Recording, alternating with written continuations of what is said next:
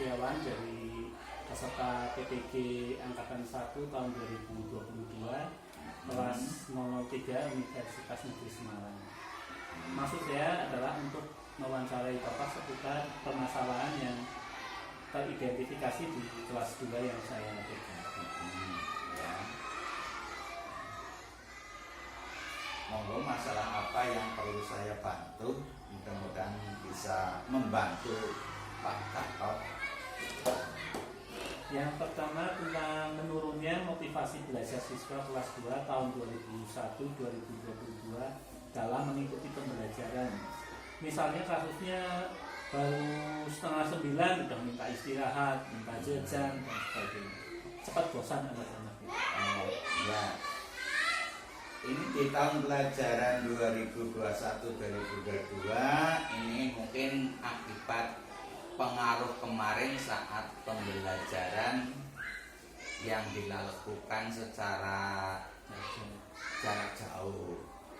Ya, yang menyebabkan karena di rumah belajar di rumah lebih santai, enjoy, anak sendiri, kemudian dibawa ke sekolahan hari di tahun ini, itu yang menyebabkan pengaruh pembelajaran di rumah masih terbawa ke sekolahan.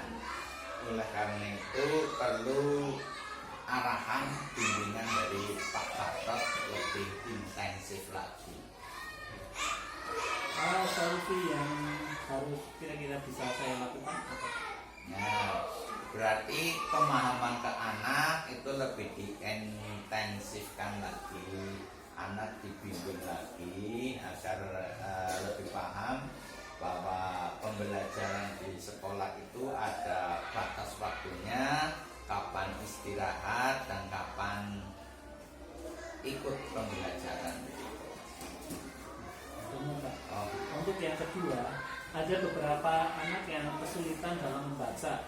3 anak itu hanya bisa mengeja, itu aja pelan, dan 1 anak hanya bisa mengenali huruf saja, Pak. Nah, yang demikian berarti harus lebih intensif dalam mengajari anak. Untuk menuliskannya berarti harus dibimbing lebih intensif lagi dibanding dengan teman-temannya.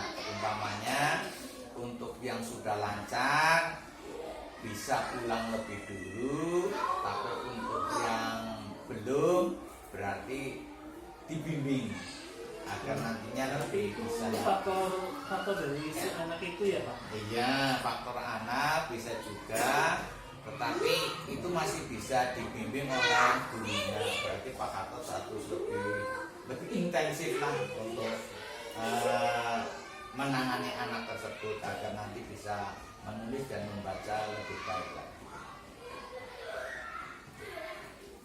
Terus permasalahan yang ketiga itu tentang matematika, Pak. Anak itu kalau mengidentifikasi nilai tempat yang lakukan yang nilai tengah sama nilai akhir, itu kalau 0 dan 1 itu kebingungan. Jadi kalau 0-nya di tengah itu bingung, ini 0 gimana caranya gitu. Berarti itu nanti Pak Gatot harus lebih menekankan tentang konsepnya. Berarti konsepnya harus lebih dimatangkan dari satuan, puluhan, dan ratusan.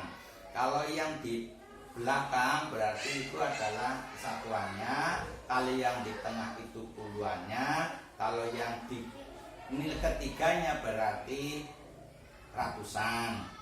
Misalnya 1 itu di tengah, 1 sama 17-an yang dibaca 7-nya dulu lah. Anak itu 7-nya dulu baru kebingungan. Berarti itu harus mengintensifkan tentang nilai tempatnya. Bahwa kalau yang di depan, kalau 2 bilangan, berarti itu ada satuan, ada puluhan. Kalau yang di depan berarti sudah pasti itu puluhan. Kalau 1 berarti nilainya 10, kalau 2 berarti nilainya 20. Berarti itu yang harus lebih sering ditekankan materinya yang ke arah tersebut. Terus yang keempat tentang soal tertiga hoax. Anak-anak itu ya hampir semuanya itu kebingungan. Ya. Walaupun saya buat sederhana mungkin, masih hanya beberapa anak yang memahami. Ya.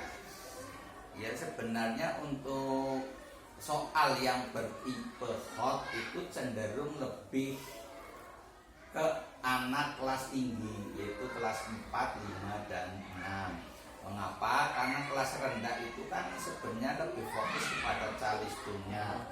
Untuk membacanya saja anak masih kesulitan, dengan kalimat yang sederhana juga masih kesulitan, apalagi dengan soal yang hot.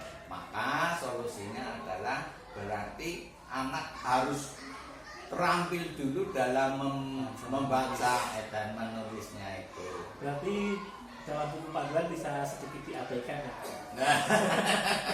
Ya berarti pokoknya lebih intensif bagaimana anak membaca lebih lancar dan menghitungnya lebih bisa lah. Dan yang terakhir ini tentang perilaku anak. Ada satu anak yang manjanya itu sangat berlebihan Pak, lempar-lempar, peluk-peluk. Ya. Anak perempuan sih itu. Ya kalau anak masih kelas rendah kebiasaan seperti itu karena terbawa dari kebiasaan di rumah. Biasanya di rumah orang tuanya lebih memanjakan. Lebih memanjakan itu sehingga perlu penanganan lebih serius, anak dibimbing.